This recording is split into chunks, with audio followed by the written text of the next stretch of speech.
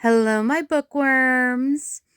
So, my mother and I are trying to do more writing, and one of the things that's helping us is by listening to the podcast Start With This, created by Welcome to Night Vale, or presented by Night Vale. And we just started.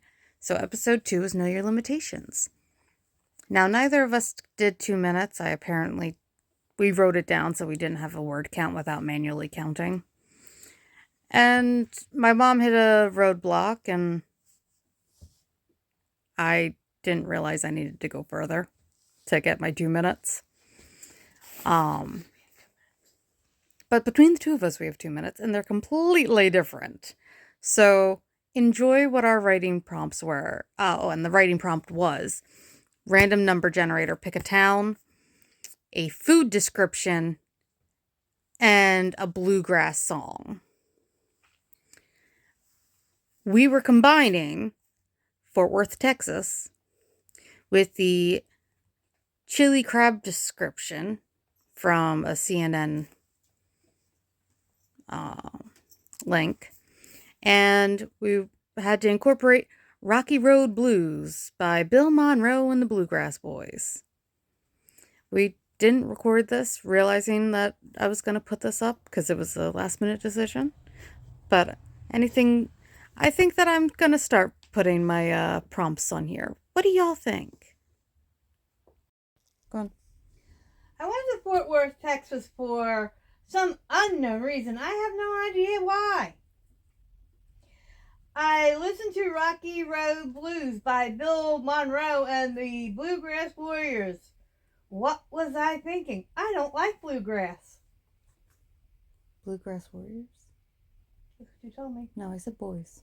What? I said boys. Oh. I then sat down to eat death in the form of crab chili, a spicy, sloppy, meaty chili in tomato gravy. I mopped everything up with the mini manto buns before going to the hospital from eating something I'm allergic to.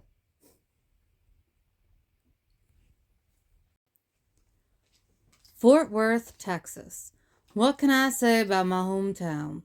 Growing up, I wasn't on base. My parents were civilian workers at the commissary, but I was no army brat. I remember my mother putting on the Rocky Road Blues and other bluegrass and just kind of swaying to it around the kitchen. She'd make great food. Even as a poorer family, we'd have plenty of meat dishes. It's the American way, after all. Her chili was especially good. Spicy, sloppy, and meaty. Served with good old cornbread. Of course, I can't eat it anymore. Not just because she's no longer with us, but because watching your mama's brains blown out on the kitchen wall will put most people off gelatinous red foods.